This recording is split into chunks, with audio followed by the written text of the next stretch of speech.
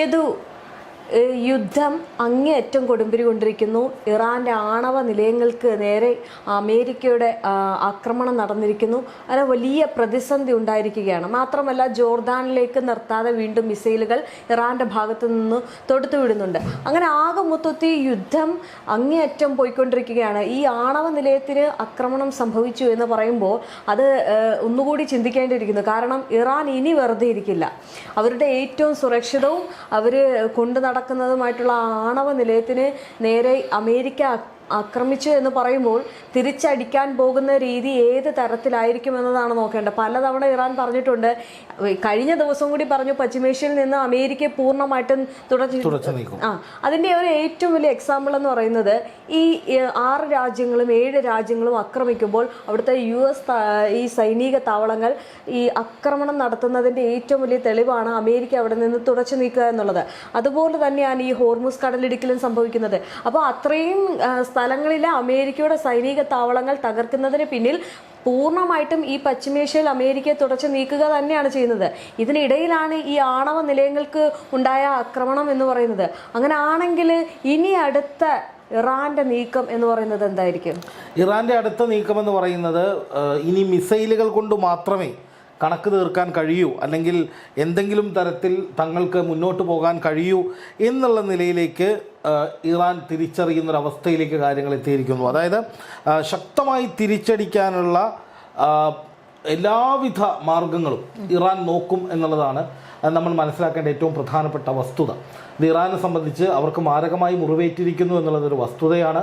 ഇറാൻ്റെ ദ്വീപുകൾ കേന്ദ്രീകരിച്ച്, തീരദേശ മേഖലകൾ കേന്ദ്രീകരിച്ച് ആക്രമണങ്ങൾ കടുത്തിരുന്നു. അവരുടെ മിസൈൽ ലോഞ്ചറുകൾ, അതുപോലെ തന്നെ അവരുടെ പ്രധാനപ്പെട്ട കേന്ദ്രങ്ങൾ, ദ്വീപുകളിലോട് ചേർന്നിട്ടുള്ള ആയുധ സംഭരണശാലകൾ, ഇതൊക്കെ ലക്ഷ്യമിട്ടുകൊണ്ട് അമേരിക്ക നിരന്തരമായ ആക്രമണങ്ങൾ നടത്തി കഴിഞ്ഞു. ഇനിയും അതിൻ്റെ തീവ്രത കൂടുമെന്നാണ് പറയുന്നത്. ഈ തീരദേശ മേഖലകൾ കേന്ദ്രീകരിച്ച് ഇറാന് നേരെ ആക്രമണം നടത്താനുള്ള ഏറ്റവും പ്രധാനപ്പെട്ട ഒരു കാരണമെന്ന് പറയുന്നത് ഹോർമുസ് കടലിടുക്കിൽ അടിയന്തരമായി ഇടപെടാൻ, അല്ലെങ്കിൽ ഹോർമുസ് കടലിടുക്കിനെ നിരീക്ഷിക്കാൻ, ഹോർമുസ് കടലിടുക്കിൽ ഒരു സൈനിക നീക്കം നടത്താനൊക്കെ ഇറാൻ എപ്പോഴും എളുപ്പം ഈ കിഷം ദ്വീപ് അടക്കമുള്ള, ബന്ദർ അബ്ബാസ് അടക്കമുള്ള ഈ പറയുന്ന തീരദേശ മേഖലകളാണ്. അപ്പോൾ അവിടുത്തെ റേഡിയോ നിലയങ്ങൾ, കണക്ടിവിറ്റി സംവിധാനങ്ങൾ, നിരീക്ഷണ സംവിധാനങ്ങൾ, മിസൈൽ കേന്ദ്രങ്ങൾ, അവിടുത്തെ ആയുധപ്പുരകൾ, ഇതൊക്കെ തകർത്ത് കഴിഞ്ഞാൽ ഹോർമുസിലേക്ക് പെട്ടെന്ന് ഇറാൻ ഓടിയെത്താൻ കഴിയില്ല. അല്ലെങ്കിൽ ഹോർമുസ് കേന്ദ്രീകരിച്ചൊരു നിരീക്ഷണമോ ഏതെങ്കിലും തരത്തിലുള്ള ആക്രമണമോ ഇപ്പോൾ നടത്തുന്നത് പോലെ എളുപ്പത്തിൽ സംഘടിപ്പിക്കാൻ ഇറാന് കഴിയില്ല. അപ്പോൾ സ്വാഭാവികമായിട്ടും ഇറാൻ എന്ത് സംഭവിക്കും?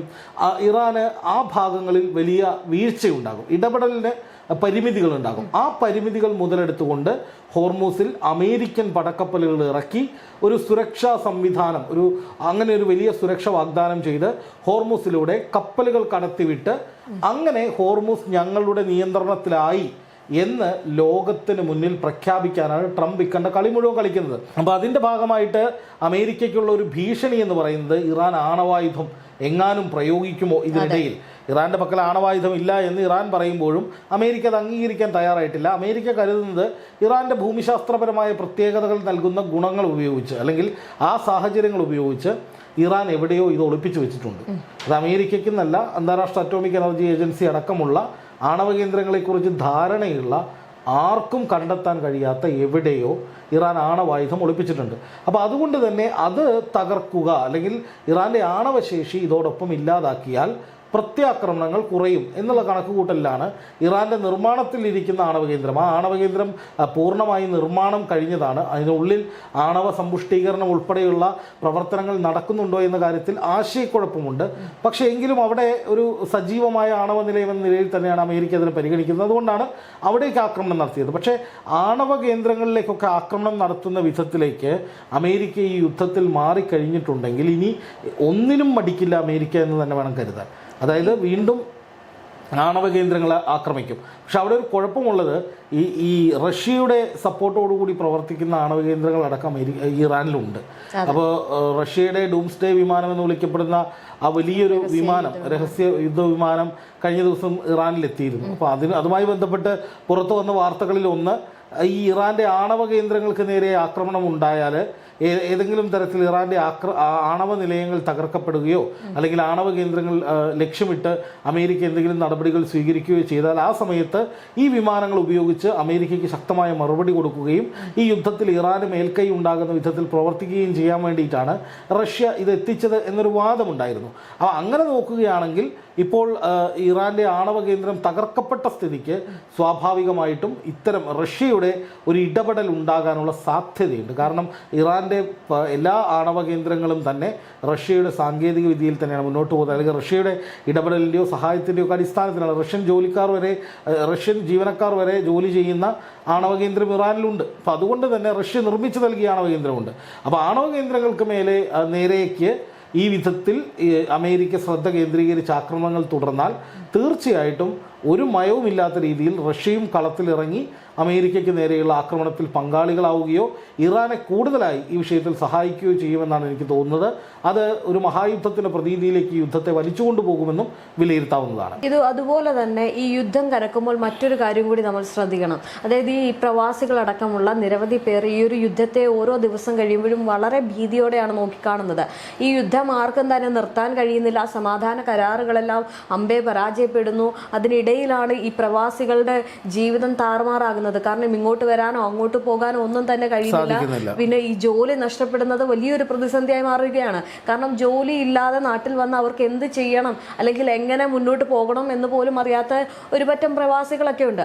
അപ്പം അവർക്കും ഈ ഒരു യുദ്ധം വലിയ വെല്ലുവിളിയാകുമ്പോൾ ഏതെങ്കിലും തരത്തിൽ ഈ പറയുന്ന ഗൾഫ് മേഖല അമേരിക്കയെ സമ്മർദ്ദം ചെലുത്തിക്കൊണ്ട് ഒരു സമാധാനം കൊണ്ടുവരാൻ സാധിക്കുമോ? അല്ലെങ്കിൽ ഈ ഒരു യുദ്ധത്തിൽ നിന്ന് പിന്മാറാൻ വേണ്ടിയിട്ട് സാധിക്കുമോ ഈ ഒരു ഘട്ടത്തിൽ? രേഷ്മ ചോദിക്കുന്നത് ഗൾഫ് രാജ്യങ്ങൾ അമേരിക്കയ്ക്ക് മേൽ സമ്മർദ്ദം ചെലുത്തി അമേരിക്കയെ എങ്ങനെ പിന്തിരിപ്പിക്കാം എന്നുള്ളതിനെ കുറിച്ചാണ് ചോദ്യം. ശരി, അമേരിക്കയെ പിന്തിരിപ്പിക്കാൻ ഗൾഫ് രാജ്യങ്ങൾക്ക് കഴിഞ്ഞു, അങ്ങനെ തന്നെ വയ്ക്കുക. ഇറാൻ പിന്മാറില്ല.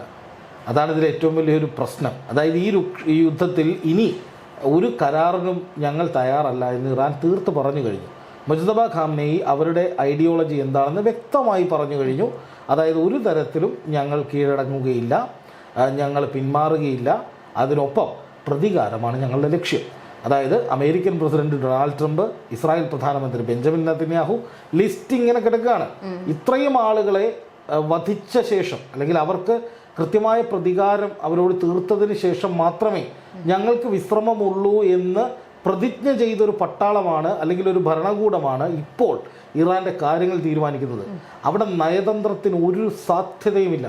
ഇപ്പം നമ്മൾ ഒരാളെ വധിക്കാൻ തീരുമാനിക്കും, നമ്മുടെ ഒരു എതിരാളിയെ കൊല്ലണമെന്ന് നമ്മൾ തീരുമാനിച്ചിറങ്ങിത്തിരിക്കുകയാണ്.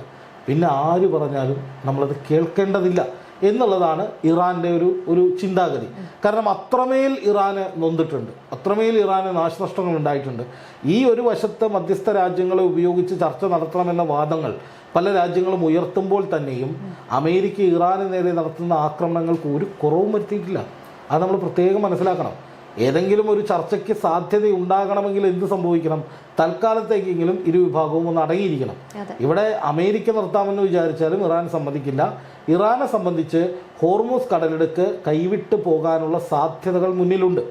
അതുകൊണ്ട് മിസൈലുകൾ കൊണ്ട് മാത്രമേ, ആക്രമണം കൊണ്ട് മാത്രമേ ഇനി സർവൈവ് ചെയ്യാൻ കഴിയൂ, ഇനി നിലനിൽക്കാനും മുന്നോട്ട് പോകാൻ കഴിയൂ എന്ന് ഇറാന് ബോധ്യം വന്നു. അല്ല എന്നുണ്ടെങ്കിൽ, ഇറാൻ പ്രത്യാക്രമണം നടത്തിയില്ല എന്നുണ്ടെങ്കിൽ ഇറാൻ്റെ പൊടി പോലും ബാക്കിയില്ലാത്ത വിധത്തിൽ അമേരിക്ക തകർത്ത് കളയും. ഇസ്രായേൽ അടക്കം അതിനോടൊപ്പം കൂടും.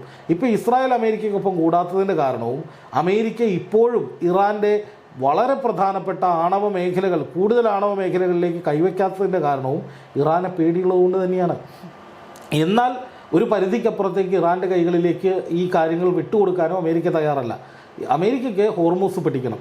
അതിന് വേണ്ടിയിട്ടുള്ള പണിയാണ് ഇപ്പോൾ ചെയ്യുന്നത്. ഇപ്പോൾ അമേരിക്ക ഇറാന് നേരെ നടത്തുന്ന യുദ്ധമെന്ന് പറയുന്നത് ഇറാനെ പൂർണ്ണമായി തകർക്കാനോ ഇറാനെ ഇല്ലാതാക്കാനോ അല്ലെങ്കിൽ ഇറാൻ്റെ ഭരണം പിടിക്കാനോ ഒന്നുമല്ല. നേരെ മറിച്ച് തെക്കൻ ഇറാനിലെ ഈ തീരദേശ മേഖലകളിലെ ഇറാൻ്റെ മിലിറ്ററി ഓപ്പറേഷൻസ് ഇല്ലാതാക്കുക, ആ ഭാഗത്തേക്കുള്ള റോഡുകൾ, കണക്ടിവിറ്റി, റെയിൽവേ, ഇതൊക്കെ തകർത്ത് അവിടുത്തെ വൈദ്യുതി അടക്കം ഇല്ലാതാക്കുക.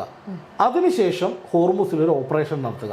അതിന് വേണ്ടിയിട്ടാണ് ഇപ്പോൾ അമേരിക്ക കളി മുഴുവൻ കഴിച്ചുകൊണ്ട്. ഇപ്പോൾ അമേരിക്കയുടെ മനസ്സിൽ ഇസ്രായേലിലെ ജൂതന്മാർക്ക് ഉറങ്ങാൻ കഴിയാത്ത വിധത്തിൽ ശക്തരാകുന്ന ഇറാൻ എന്ന ആസ്പെക്റ്റ് ഒന്നുമില്ല. എന്തെങ്കിലും ചെയ്യട്ടെ, നിങ്ങൾ ആണവ പരീക്ഷണം നടത്തി ആണവ ബോംബ് ഉണ്ടാക്കി എന്താണെന്ന് വെച്ചാൽ ആയിക്കോ, നമ്മുടെ വിഷയമല്ല. എൻ്റെ വിഷയം ഹോർമൂസ് പിടിക്കുക എന്നുള്ളത് മാത്രമാണ് എന്ന മട്ടിലേക്ക് അമേരിക്ക എത്തിയിട്ടുണ്ട്. അതായത് ഹോർമുസിലേക്ക് കോൺസെൻട്രേറ്റ് ചെയ്യുന്ന അമേരിക്ക, ഇപ്പോൾ യുദ്ധം നടത്തുന്ന അമേരിക്ക, ആക്രമണങ്ങൾ നടത്തുന്ന അമേരിക്ക, ആ ആക്രമണങ്ങളൊക്കെയും ഹോർമുസ് പിടിക്കാനാണ്. അപ്പോൾ ആ സമയത്ത് ഇറാൻ ശക്തമായി തിരിച്ചടിക്കുന്നുണ്ടെങ്കിലും ഇതൊന്നും അമേരിക്കയ്ക്ക് ഒരു വിഷയമല്ല. എന്ന് വെച്ചാൽ അമേരിക്കയിലേക്ക് നേരിട്ട് ആക്രമണം നടക്കുന്നില്ല.